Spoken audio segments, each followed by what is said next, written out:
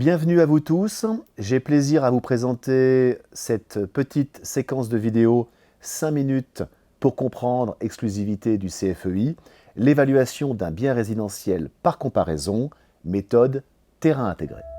Le guide de l'évaluation des biens, édité dès 1982 par le ministère de l'Économie et des Finances, Direction générale des impôts, précisait que la méthode par comparaison directe et en bloc, ou terrain intégré, consistait à rechercher à l'époque et dans le secteur considéré une mutation concernant un immeuble en tout point semblable, terrain et construction, à l'immeuble à évaluer. La problématique expertale est donc double. Dans un premier temps, identifier un ou plusieurs immeubles identiques, aussi bien en termes de surface, de vétusté que de terrain d'assiette. Et dans un deuxième temps, et à défaut, identifier suffisamment de références de mutation pour déterminer la valeur la plus approchante.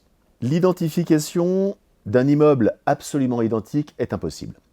Quand bien même il s'agirait d'un bien comparable dans un programme dense de maisons jumelées, par exemple, il n'en reste pas moins l'éventualité d'un terrain d'assiette plus ou moins grand et un bien d'une vétusté observée plus ou moins marquée. Il en est de même d'autres points de comparaison tels que l'orientation du bien, la proximité des infrastructures, équipements publics, commerce, etc.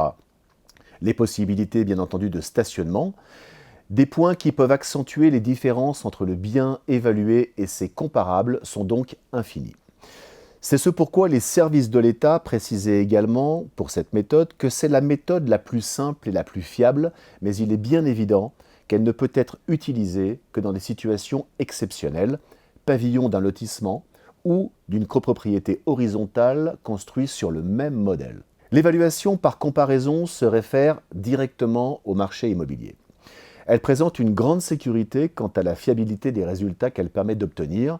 Cette méthode est ainsi couramment utilisée, aussi bien par les experts, bien entendu, les juridictions, mais également par l'administration fiscale. Elle requiert la tenue d'une base de données actualisée régulièrement. Le bon emploi de cette méthode impose un marché stable sur le plan économique. L'emploi de cette méthode nécessite donc de réaliser pour chaque cas d'espèce une étude de marché rigoureuse. Cela représente la partie la plus importante du travail du technicien. Les comparables doivent être mis en perspective du bien évalué, fonction d'un nombre important de critères de comparaison, parmi lesquels la surface, la vétusté, la période de mutation et enfin la zone géographique. La méthode qui permet ensuite de déterminer la valeur est simple d'application. Comment appréhender le marché immobilier local ? Le technicien spécialiste en évaluation immobilière a la possibilité de collecter ces données auprès de différentes sources. Dans un premier temps, le site Demande de valeur foncière DVF etalab.gouv.fr. Ce site a été développé par la Direction générale des finances publiques, la DGFiP, en partenariat avec Etalab. Il permet d'accéder aux éléments d'information détenus par l'administration fiscale pour les valeurs de cession déclarées. L'accès est gratuit, ces données nécessitent donc un traitement ad hoc car elles sont livrées brutes. Le site Patrim. L'interface Patrim est accessible sur le portail impôts.gouv.fr via l'espace personnel de chaque contribuable. Cet outil permet d'accéder aux transactions immobilières enregistrées par l'administration. Les sites des notaires. Le notariat dispose de ses propres bases de données. La base Biens, dans un premier temps, qui est le fruit d'une action menée par les notaires du Grand Paris depuis plus de 25 ans pour collecter, rassembler et traiter les données des actes de vente enregistrés en Île-de-France. Basebiens.com.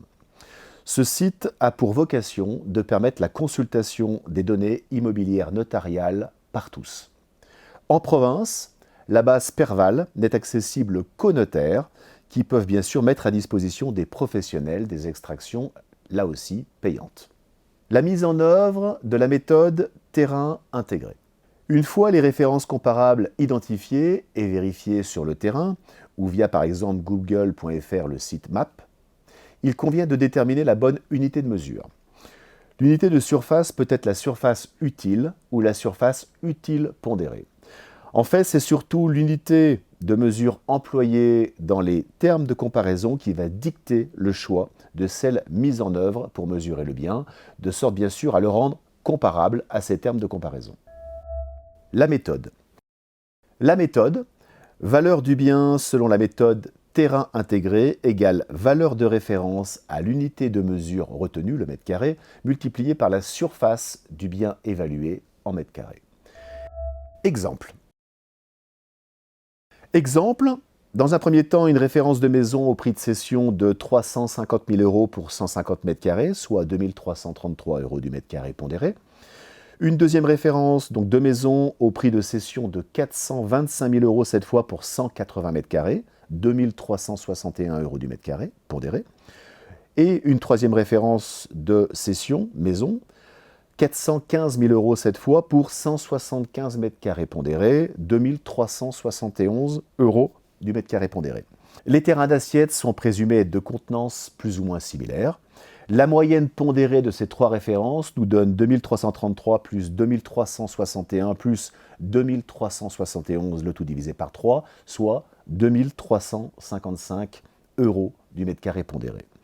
Application à l'espèce, si le bien évalué est une maison similaire sur un terrain d'assiette de contenance équivalente, bien sûr, au terme de référence, et que sa surface est de 160 mètres carrés pondérés, alors 2355 € du mètre carré pondéré, multiplié par 160 mètres carrés pondérés, égale 376 800 €.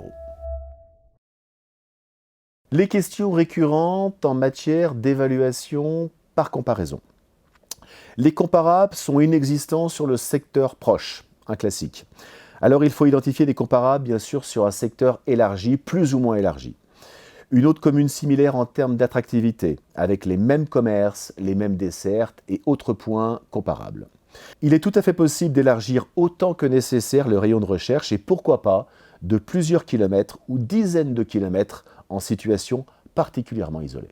Les références sont mal renseignées, par exemple il manque les surfaces des biens sur le fichier MINPERVAL. Alors il faut trouver un autre étalon de mesure et pourquoi pas le nombre de pièces ou alors utiliser tout simplement une autre source. Les références ne précisent pas le niveau de vétusté des comparables, bien entendu. C'est ce pourquoi tous les biens de comparaison sont présumés en état d'usage. Le bien évalué sera déprécié seulement et seulement s'il est observé d'une vétusté supérieure à celle moyenne sur le secteur. A contrario, il peut bien sûr être question d'un bien observé en très bon état, voire neuf, contrairement au terme de comparaison. Le cas échéant, sa valeur en sera majorée. Les références sont nombreuses, mais mon bien est totalement atypique. C'est ce pourquoi l'intervention du technicien est indispensable. Il apprécie spécifiquement le bien, en lien avec les comparables et applique les correctifs sur la valeur brute. Majoration, pour des cas par exemple de vue imprenable, de vue dégagée de terrain de plus grande contenance, de meilleure orientation, de situation plus calme. Minoration, lorsque la vue est moins valorisante, voire source de dépréciation. Mauvaise orientation, proximité d'une voie passante ou d'une voie ferrée. Forte circulation, nuisance sonore et autres points, source de minoration. Merci d'avoir suivi ce petit module de formation, donc dans la série 5 minutes pour comprendre. Je vous invite bien sûr à suivre les autres vidéos qui sont disponibles sur la chaîne vidéo du CFEI, cfei.fr, mais également l'ensemble de nos formations en présentiel, et puis bien sûr les formations dispensées en distanciel sur les biens résidentiels, les biens professionnels, et l'ensemble des modules dédiés à la propriété commerciale, mais également à l'ingénierie foncière. Merci à vous.